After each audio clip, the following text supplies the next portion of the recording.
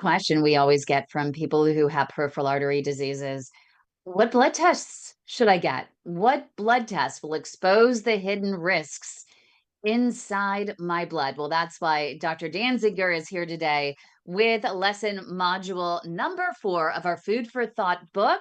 He is also with Diabetes Reversal Partners if you're in New York, New Hampshire, Massachusetts, Virginia, Minnesota, or Florida, and you have a Medicare or Medicare Advantage PPO plan, and you have diabetes, you got to check with your healthcare provider to see if his services are covered in your area. Meantime, Dr. Danziger, this is my favorite chapter because I think the right blood tests are the reason that my dad was able to personalize his care, finding out that he had a gene mutation, finding out he did not have a liver production problem for cholesterol. He had what's called a cholesterol reabsorption problem. And it really shaped the way his dietitian and his cardiologist worked together to improve his prognosis. And you're going to go into all of that. So I hope everyone's ready to take notes. I'm excited, Kim. It's a great topic, and that's how you and I found each other in the first We place. did. Because for many years, for over a decade, I worked for Boston Heart Diagnostics as a medical director, and this is a heart health company that focuses on these specialized diagnostic tests to uncover hidden risk. So this is a topic near and dear to my heart. Okay, this is my favorite line. This is your line. Your arteries are on fire. And now we want to find out why. I cannot see the presentation. Are Oh, it you able helps to? if I actually will share the presentation. That really does help, doesn't it? Oh my goodness. So we're starting off really well today. There you go. Now you should be able to see it. So that's the question. Are your arteries on fire? So hidden or even obvious correctable risk factors can keep fueling artery damage without you knowing it. And specialized blood testing combined with careful evaluation by a knowledgeable provider can uncover the addressable causes. These tests can be ordered by your healthcare provider and are partially covered by most medical insurance.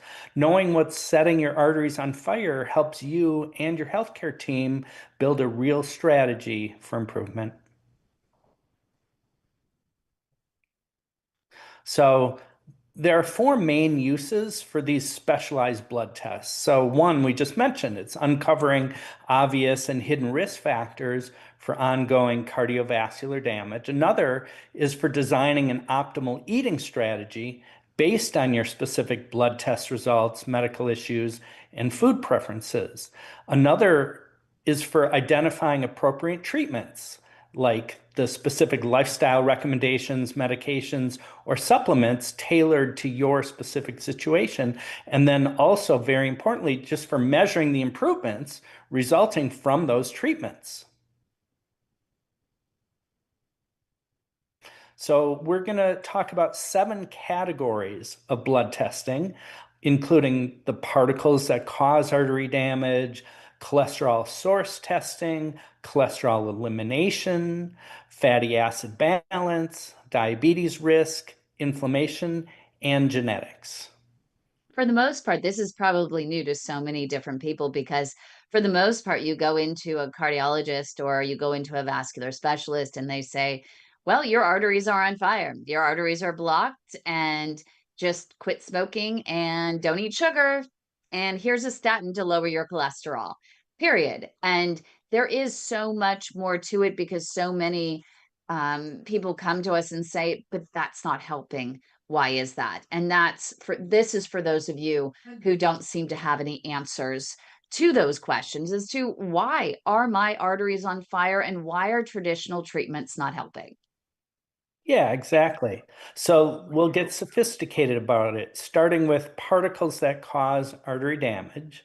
So many people know that LDL cholesterol is important, and what LDL cholesterol is measuring is how much cholesterol is packed inside LDL particles. Getting your LDL cholesterol level under 100, maybe between 60 and 100 is a pretty common goal, especially for people with known vascular disease. Then there's the tests ApoB and LDLP. They measure the actual number of LDL particles, and doing that can predict risk even better than LDL cholesterol alone. It's also worth knowing that it's the small, dense LDL particles that do most of the damage. They're more prone to oxidation, and you can improve the levels of small, dense LDL particles by losing weight or getting leaner if you have excess body fat. Eat less unhealthy foods, refined sugar and starch, and to bring it and to use exercise to bring them down. So all of the things that are known to improve health in general can help reduce the amount of small dense LDL particles. Are doctors receptive if you say, hey, doctor, I want to talk about ApoB, I want to talk about LDLP or small dense LDL testing for a fuller risk picture? I know at least one HMO system that does not do advanced lipid panels. Yeah, and it's because insurance and major medical societies have been kind of slow to embrace this more sophisticated testing. For some people, it involves an out-of-pocket expense that many Mhm. would say is well worth it, but there are a lot of sophisticated insights that can be gained by just going above and beyond, standard lipid profile and just the lowest common denominator. To be sophisticated and to have a intellectual conversation with a cardiologist can often lead to uncovering hidden insights. But the main answer to your question, Kim, is a lot of doctors are not particularly knowledgeable or receptive to going above and beyond the norm. So for many, average is enough, but if you're concerned about your heart and your brain and your limbs, sometimes you got to look deeper. You do. And I remember when my dad was presenting with what he thought was heartburn, and I said to his urgent care doctor, I think that there might be something more going on. She said, in his basic lipid panel, his cholesterol is fine. And I said, that's not really going to tell the whole story. We have a lot of patients who say, I don't understand why I have cardiovascular and vascular disease because my basic lipid panel is okay. And it wasn't until we got that advanced lipid panel that we discovered that he had a lot of artery damage, a lot of the small, dense LDL particles versus the large, fluffy ones. And those small ones, which you'll talk about, are the ones that are the little troublemakers because of damage to the artery walls. Exactly. And I know this topic's near and dear to your heart, Yes. Kim. So let's talk about cholesterol source testing. Where's your high cholesterol coming from? So the liver makes cholesterol. That's true for everyone. But some people overproduce cholesterol from their liver, and it might be for genetic reasons or because there's a lot of fat in your liver. I mean, if you have abdominal obesity, you have excess fat in your liver, and that can fuel high cholesterol levels just from overproduction by the liver. But it's also important to know that another source of high cholesterol can be absorption of cholesterol from the intestine, and about 25 or 30% of people are overabsorbers. This includes me. I'm an overabsorber. So people like me who overabsorb are more responsive to treatments that block cholesterol uptake. The prescription drug ezetimibe is a very effective cholesterol blocker. Dietary fiber and plant sterols probably work best in people who are overabsorbers. So knowing the source, overproduction versus overabsorption, helps your doctor think about the optimal treatment for you. And that's where in module 5, we're going to be talking a little bit more in depth on that. The chapter is pretty blunt, what it's going to take to help you poop more. And that's a very important topic you don't want to miss next week, and it'll build upon what he's talking about here in terms of the cholesterol reabsorption issue. Okay, and this is it also, I guess, cholesterol elimination just directly follows, and it also applies to what I was saying. Yeah. So now we're talking about HDL cholesterol. So HDL cholesterol measures the amount of cholesterol in HDL particles. And those are the particles that remove excess cholesterol from the body. And higher levels of HDL means lower risk. You want your HDL particles to be large. It's the large HDL particles that do the heavy lifting. And it's those are impeded by refined sugar and starch or abdominal obesity or insulin resistance. That creates hormones or enzymes, rather, that help prevent the HDL particles from fully maturing. And so those immature HDL particles don't do as good of a job removing cholesterol as the large mature ones. So you by eating less refined sugar and starch, losing excess body fat, improving insulin resistance, all that can help the HDL particles. And there's ways to measure how good your HDL particles are working. And one of my favorites is called the HDL map, offered exclusively from my former employer, Boston Heart Diagnostics. And that measures the large HDL particles directly. And the HDL map is very sensitive to measuring improvements that result from healthy lifestyle changes. The worst thing you can do for your HDL cholesterol is smoke. So if you smoke, it's just one of 100 reasons to quit. But cigarettes impair the effectiveness of HDL particles. Fatty acid balance testing. So, saturated fat in the blood comes from abdominal fat and also from dietary saturated fat. And unfortunately, saturated fat stiffens arteries and tracks with higher vascular disease risk. In contrast, unsaturated fats in the blood reflect what you eat, and you want your unsaturated fats in the blood to be high. And you want to get those from whole food dietary sources. Olives, nuts, seeds, avocados, fish, and shellfish are some of the best sources of healthy unsaturated fats. Now, omega-3 fats, especially EPA and DHA, which are in fish or shellfish, run low in most people with cardiovascular disease. And so eating fatty fish or taking fish oil supplements can restore healthy levels. And I've really been promoting sardines and other small fish like herring lately.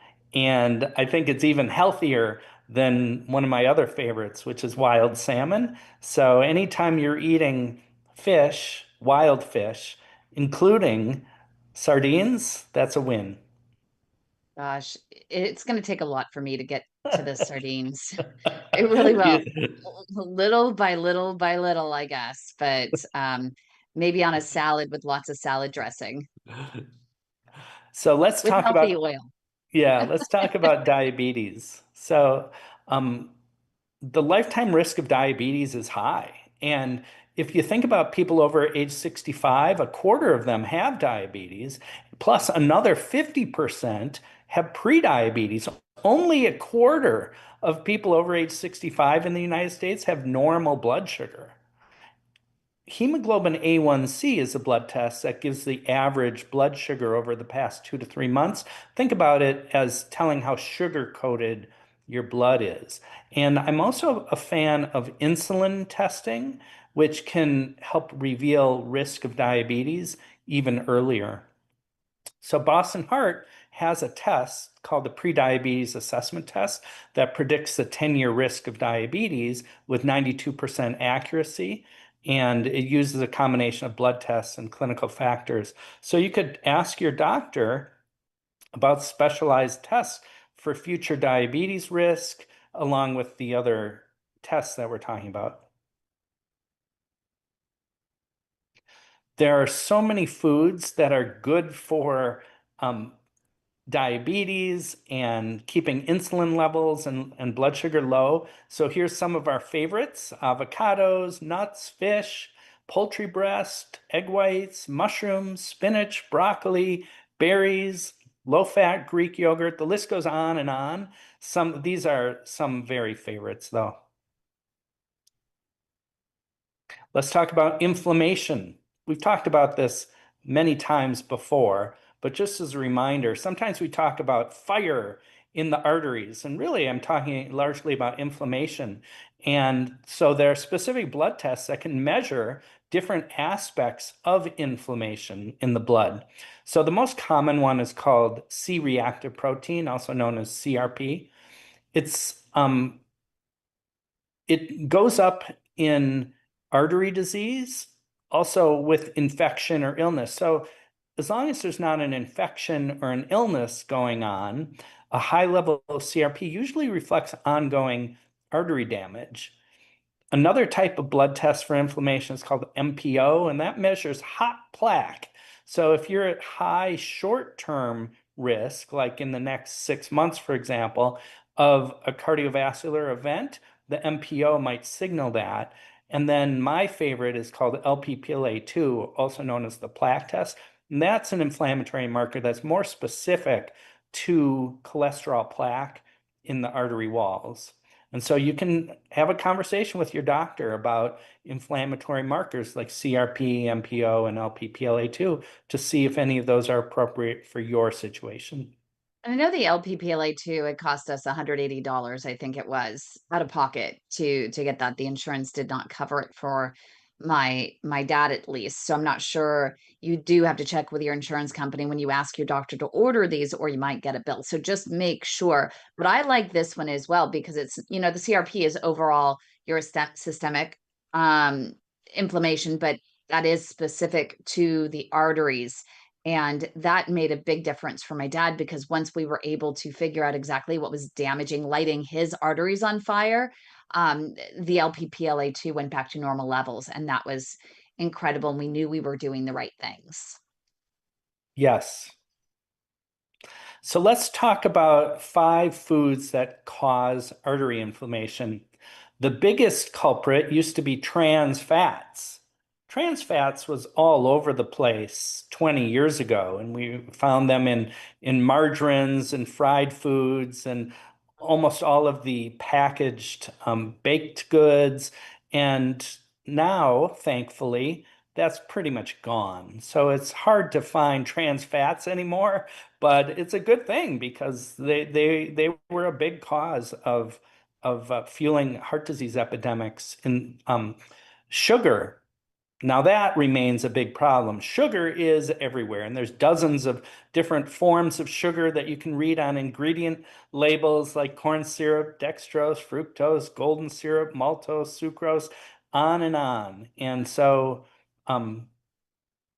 sugar damages the arteries. We've talked about that over and over. I'm very concerned about processed meats, especially red meats. And so an example would be a hot dog, bratwurst, any kind of ground meat, sausages, especially when it's coming from animals that are fed, corn or soy. So the wild animals are make healthier meats. And so lean red meat is in a completely different category from processed red meats. And those processed red meats can inflame the arteries.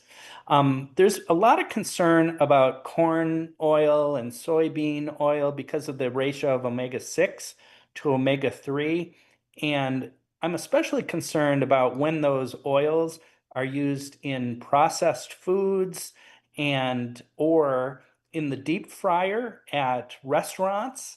That might be, some restaurants just use and reuse, corn oil, soybean oil over and over and over again and turns it rancid. Or if it's been sitting on the shelf for a long time, it can go rancid. And so those old oils can fuel artery inflammation. But I think the biggest hidden culprit in this in the grocery store and in restaurants now and in pantries all over the United States is the refined starchy foods, breads, cereals, muffins, chips, French fries, etc. The body turns all these starchy foods into sugar mostly within an hour in the intestinal tract and gets absorbed and goes to the liver, and the liver turns the sugar into fat or releases the excess sugar into the bloodstream, which fuels diabetes. And so more and more people who are getting smart about improving their health are really being very careful about refined starchy foods. So here's a list of some of our favorite foods that fight inflammation. Dark leafy greens, vegetables of all sorts, really. Fiber from whole grains and fruits and vegetables, fatty fish, nuts and seeds, fruits, especially berries, olive oil, tomatoes, plant protein. Tofu is a great example. Then there's the spices like ginger and turmeric. Green tea is another winner. There's all sorts of beets are another one that we could add to the list. And all the things that make fruits and vegetables colorful are anti-inflammatory. Next, let's talk about genetics. And there are, many people are at increased or decreased risk for vascular disease because of DNA that they inherited from their parents. And so it's possible to test your genes to help guide treatment decisions. So here are some examples that we've been testing at Boston Heart for many years. There's a gene called haptoglobin, which is useful for people who have diabetes because if you have diabetes, the haptoglobin gene can help determine whether vitamin E can help decrease or versus increase your risk of cardiovascular disease, depending on the type of haptoglobin gene you have. So about 1/3 of people with diabetes benefit from vitamin E because of the type of haptoglobin, but the other 2/3 do not. And so vitamin E has a role according to your genetics. Just There's make sure you do get tested before you decide to take the vitamin E supplement. It's really important because either it helps you or it doesn't. always check with your doctor when considering that sort of thing. Some people are very sensitive to statins, like atorvastatin, rosuvastatin, and so there's, the most common side effect of these statin drugs is muscle soreness, and so for some people, there's a genetic explanation for that. And about 30% of people carry an increased genetic risk for the statin muscle side effects. And so that exists, and we call it the slow code gene. There's another gene, ApoE, which Mm. helps measure genetic risk for sensitivity to dietary fat, alcohol, and dementia.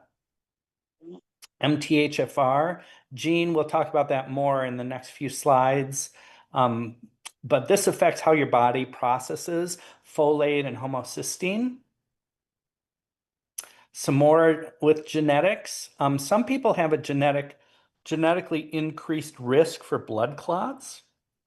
So especially if you've had blood clot before, or if it runs in the family, you can do genetic testing to look for some of these genetic indicators.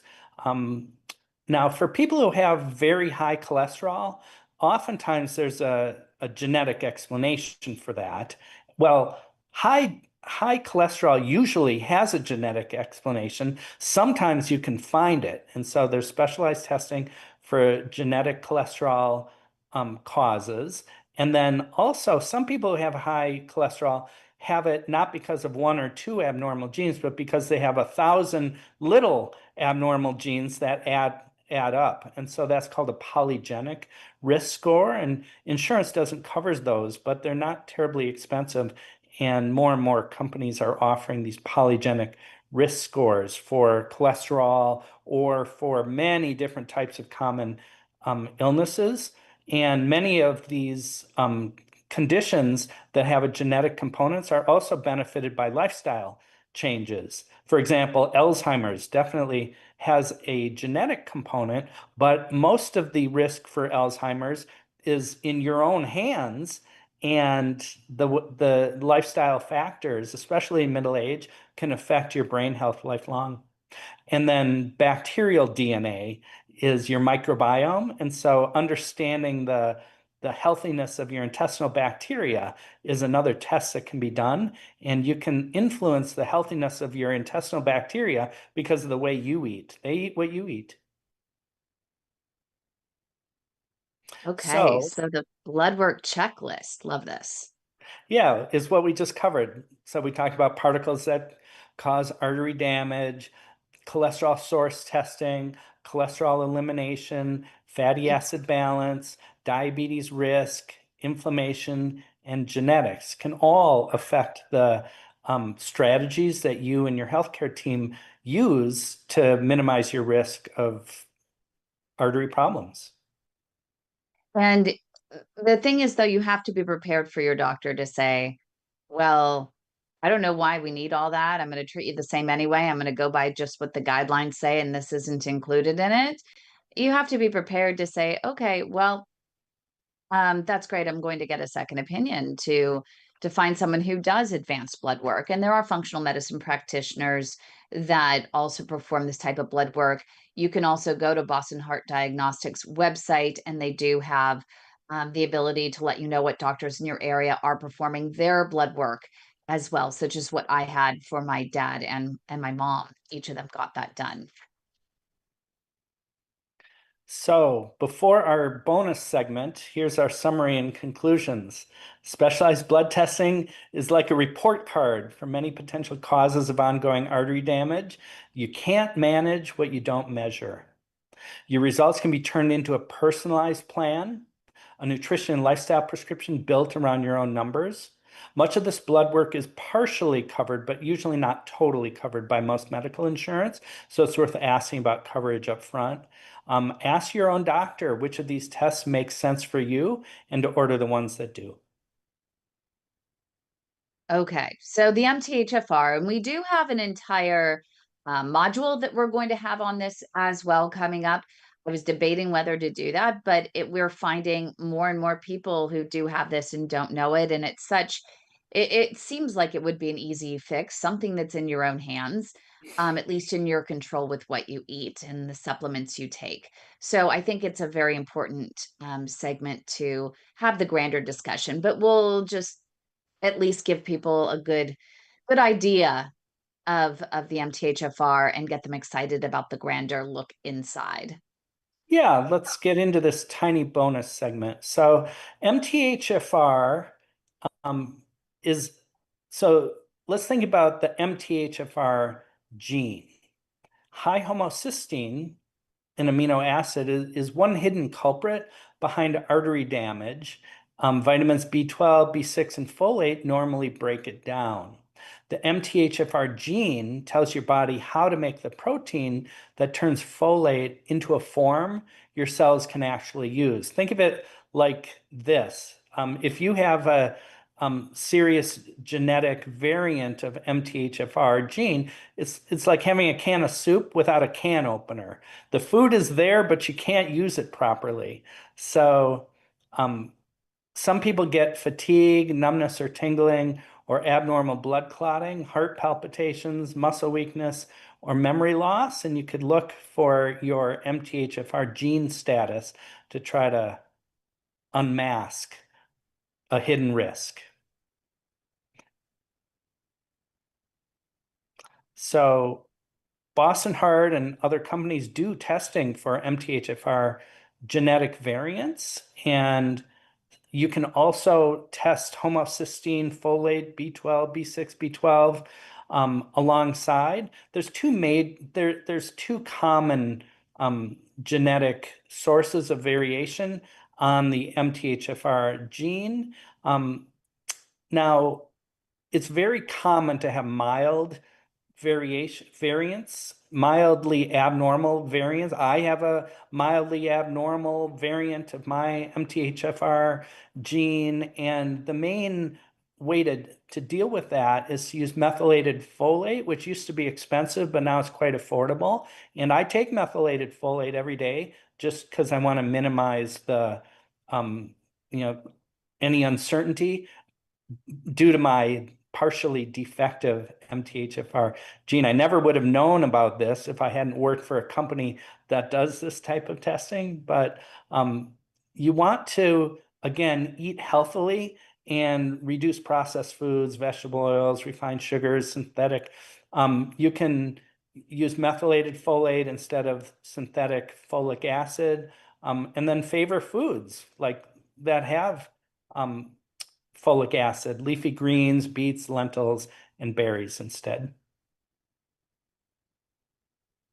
So, wow, that was a lot. And I hope that everyone learned. If came